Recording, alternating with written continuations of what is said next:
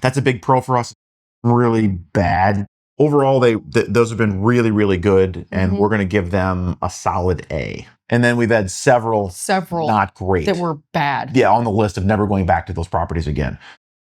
We're ranking the IHG Essentials Collection brands based on our experience with 2 years of full-time travel and the last 3 months exclusively staying in hotels in the United States.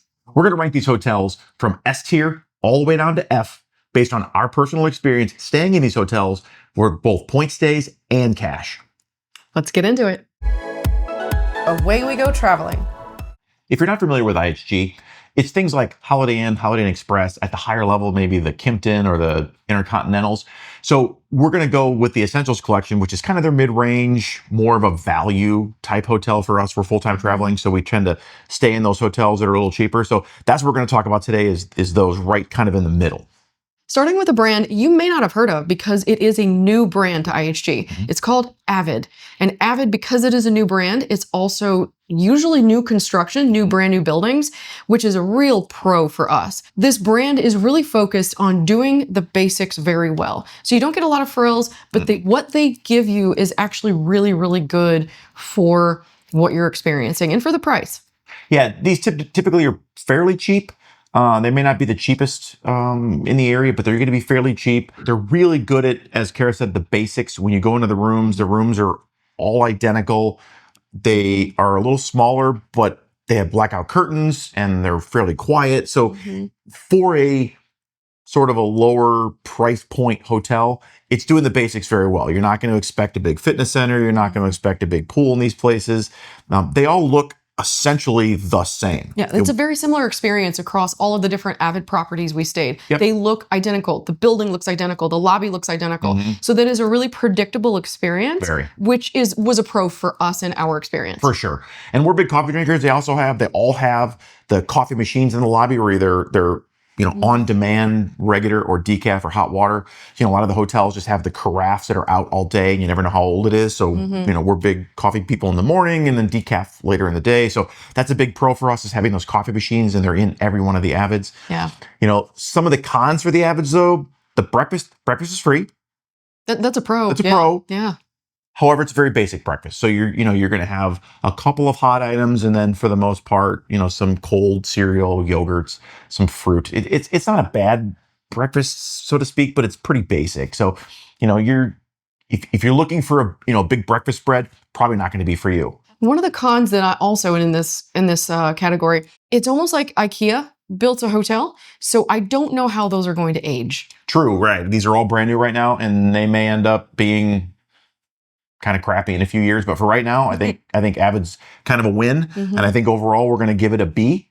It's certainly not bad for the money. What you're going to get is pretty decent. So the next brand inside this IHG Basics that we stayed at that we're ranking is Holiday Inn Express.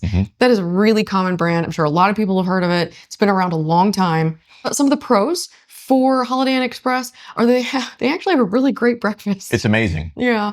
And that's the one with the cinnamon rolls, right? They have cinnamon rolls. They have the little pancake machine. They normally have a big spread of hot food that's out there as well. We've seen ones that have pre-made oatmeal. Some with the packets as well. So pretty good breakfast spread for the Holiday Inn Express across the board. And that comes in real handy when we're traveling because if you do a late breakfast, that means you can probably not have lunch, not pay for one meal. And that really helps. I mean, if you're paying for the hotel and you get kind of a brunch out of it anyway, then that helps the travel budget. Not bad. And I think overall, as we were staying in these over the last few months, the Holiday Inn Express rooms were a little bigger than the other places we're talking about that are just a standard hotel room, but they're a little bigger. They had the refrigerator, they had a microwave, they had a coffee maker inside the room, whereas, previously the Avids didn't have any of that stuff. They're just basic rooms. So the Holiday Inn Express, a little more of an elevated experience. It does mean that the price tends to be a little higher. So, that can be a negative depending on where you are. If it's the only one, you may pay a little more. In our particular use case, not every Holiday Inn Express takes dogs. Now, obviously, if you don't have a dog, you could just ignore that. Right. But if you are traveling with a pet, you have to look at the hotel to see if they take it, but not all of them do. Whereas some of the brands, take a dog no matter what situation it is. But overall, A good experience. Yeah, they're a really good experience. We're going to give them a B as well. So the next brand is Candlewood, and this is an extended stay hotel. So the rooms are going to be bigger, and there is a kitchenette in every room, and because it's aimed at long-term or longer-term travel. Right. These can be great because for the amount of money you pay, you get a lot of space. And I think by and large, these have been fairly reasonably priced for the ones that we've stayed at. However, sometimes you get what you pay for. Right. And we've been in a few places where the Candlewood was the only IHG property that was available to us. And again, trying to stay on our points that we have for IHG, it was kind of all we had. And we've had some stays that were less than great. They weren't, we need to leave the hotel bad. No. They were just like, I'm glad we're not staying here for more than a night or two. Right. So, and that tends to be, I think we've noticed it. We've had some really good Candlewood stays and we've had some really bad Candlewood stays. And it tends to be the ones that are closer to the highways, like sort of the roadside. You pull off, there's a hotel for you. Those tend to be the ones that are a little sketchier. And we've had issues with them. But, you know, they are a big room. We actually have been upgraded at a Candlewood at more than any other property. You know, we've gone from a regular, you know, suite with a kitchenette or whatever to one either with a full bedroom. And I think in one case we had 2 full bedrooms that we were given. So they are really nice. The kitchens are nice. They have a lending library that you can go borrow pots and pans and things for the kitchen. So you actually can cook there. Really hit and miss stays though. You've got to be really careful with the reviews. That's sort of your... Yeah, read the reviews. That's one of the things I do when we book these is, so Gary is the master of points and miles, and so he knows where we can do point stays. Then I get into Google reviews and start looking at the most recent reviews and the lowest reviews. Because if anything starts talking about bugs, it's out. If anything starts talking, I mean, you can read a lot of things that are subjective. Like you know, noise. Who knows if you're subject to noise or not. Everyone doesn't like bugs. So if it says bugs, we're moving on. Yeah, we don't. So we don't reviews are very important, especially what we've noticed with Candlewoods. Right. Some other couple negatives. So they do have laundry, but it's not free. So you got to pay for it. They do not have breakfast. So Candlewoods do not include breakfast at all. I mean, they have the kitchen, so you can go buy food. But if you're only on a one-night stay, it's kind of annoying to not have the breakfast. I mean, it's kind of a basic amenity, but they don't provide it. The pet fees can be kind of high because it is an extended stay. They tend to charge for any stay for 5 days or less is say $75. I'm making that value up. And then any stay over 5 days is $100. Well, if I'm only staying for one night, I'm still paying that $75 charge for one day. So the fees on the extended stays can be a little higher. So you got to be careful with those as well. We've thrown a couple out on, you know, after we've booked them, once we look up the pet fees and realize it's like, I'm doubling what it's paying me to stay here to keep a dog here. So, you know, we've gone somewhere else based on that. So keep an eye on that too. So overall, we've given Candlewood a D. Yeah. Because it's so hit and miss. And you've got to be really careful with them. We've had a very good Candlewood stay. I think one good one, a whole bunch of average.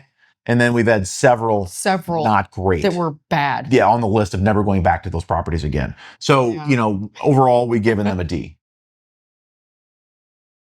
So be careful with Candlewoods. Read the reviews. All right, so another one of the IHG basic brands you may not have heard of, because it is kind of a newer brand, is called Garner.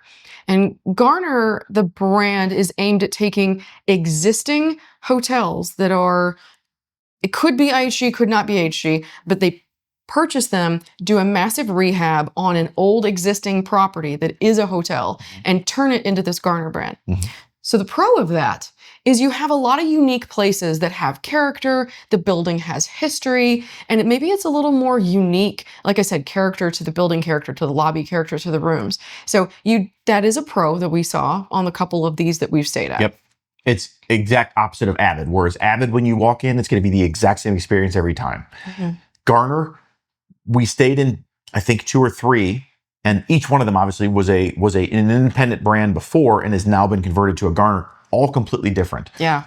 They all did a pretty good job. And again, they were all brand new rehabs. So just like Avid, right now, if you stay at a Garner, probably pretty decent. Who knows how it's going to be in a few years, though, once those properties begin to age again, because they weren't new to start with. Right. Now they're aging a little bit. So they did have the rooms are pretty decent, but I think that's functional based on what hotel they took over.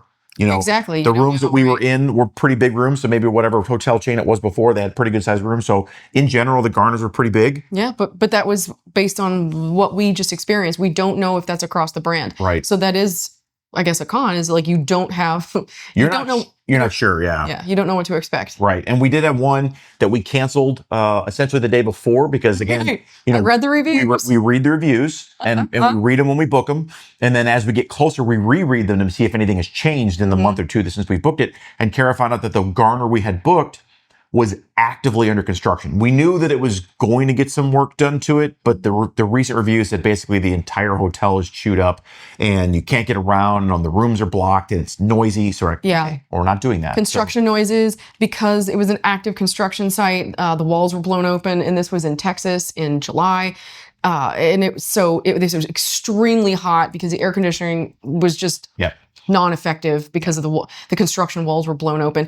And between the noise, the heat and everything, I reread the reviews, like, no. Yeah. So just be careful with the Garners, read the reviews. Again, they can be really good stays. They can be really okay stays. I mean, we were okay with them, but I think overall we're going to give them a C because of the volatility that can occur. Yeah. They also have a very basic breakfast as well. It's kind of Avid-like, not a lot of excitement there, but it is free breakfast. Right, and it had the on-demand coffee machine as well that grinds the beans. So that actually, I think, it's available. That's because again, other places that have a carafe might be, if the front desk is empty or if the front desk is busy, the carafes are empty and they can't get to it. The Garners had the on-demand. It was perfectly fine. Love. All right, another IHG property that we stayed at is another extended stay, and it's called Staybridge. Staybridge, honestly, every single Staybridge we've been to in the last 2 years in our full-time travel, especially the last 3 months, staying in hotels exclusively, has been fantastic. Absolutely. We've had nothing but great experiences at Staybridge. Right. And some of the opening things, again, extended stays, so the rooms are bigger. You're going to have a kitchenette. However, unlike Candlewood, there's free breakfast. And it's the best breakfast of all of the ones we've talked about so far. Yeah. They have laundry and it's free. Now, the free laundry comes with a negative because it is free. Everybody tends to use it. So it might be harder to get in there, but laundry is there and it is free. We've had no problems being able to use it. Just kind of time it sometimes. The rooms are good sized. There's a kitchenette, there's a dishwasher, there's things to cook with. They usually have decent pools. They have grills outside. Yeah. The properties have been a little more upscale in almost every place. They so look nice. They've been really good. It's sort of been the epitome, not the epitome, but the exact opposite of what we've seen with the Candlewood. Both large properties, the Staybridges have been a significantly nicer experience. Absolutely. Again, with the laundry, that was the only con that I had, and it's a soft con about Staybridge, is pro free laundry, but as Gary said, like the con of that, everyone uses it to the point where the machines can be very full. People leave their stuff. It's difficult. And like Gary said, for the timing to get into it. And because they do get so much more use, these machines, I've seen more broken machines in the Staybridge, but that's just because they provide a nice free amenity that gets used a lot. Right. And again, just like Candlewood, the pet fees for these can be expensive. Yeah. We've had a couple of them where there were no pet fees, and we've had a couple of them where it was outrageous. Again, that based on the, if you're here for 4 or 5 days or whatever, the pet fee is really high. Fortunately, in our case, we were staying at one for 4 or 5 nights, so we had to pay that bigger pet fee, but it covered the whole time, so that was okay. But they can be a little more expensive, so you got to be careful with that. The Staybridges tend to be a little more expensive overall. They tend to cost a little bit more, but depending on what you're looking for, it certainly might be worth the cost. So overall, those have been really, really good, and we're going to give them a solid A. Yeah. Good job, Staybridge.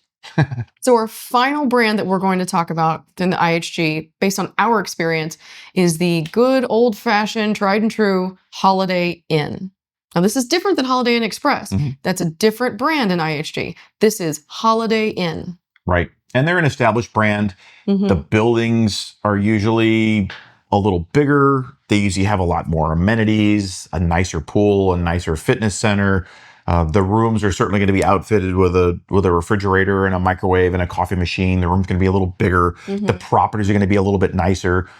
They probably will be a little bit older buildings because this is an older brand, and I don't know that they're building a lot of Holiday Inns anymore. So, the properties are probably going to be well established.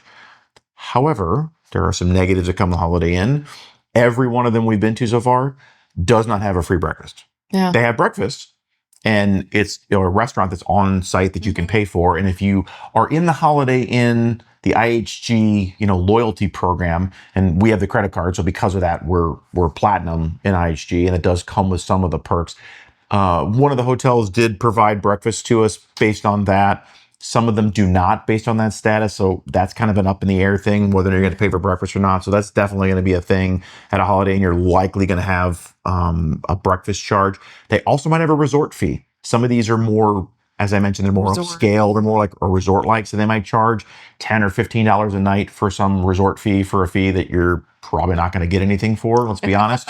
It's just a way for them to collect a little additional money from us. So, they're nice properties, but just understand you're probably going to be paying a little more. And just like Holiday Inn Express, very hit and miss whether they take pets or not. It's almost, I can't even begin to predict. I have to just look at every one of them if you want to take a pet. Overall, what are we going to give Holiday Inn? Holiday Inn gets a solid C. Right. Nothing wrong with it, but it's probably going to pay. You're probably going to pay quite a bit for what you get. So, they're going to take a little beating on the rating. So those are our overall ratings for the IHG Essentials Collection, as well as a couple of sort of their mid-range extended stays. So as you're planning on doing your IHG lookups, use this information and give yourself a leg up when you're booking these hotels. We hope this helps. We'll see you next time. Happy traveling.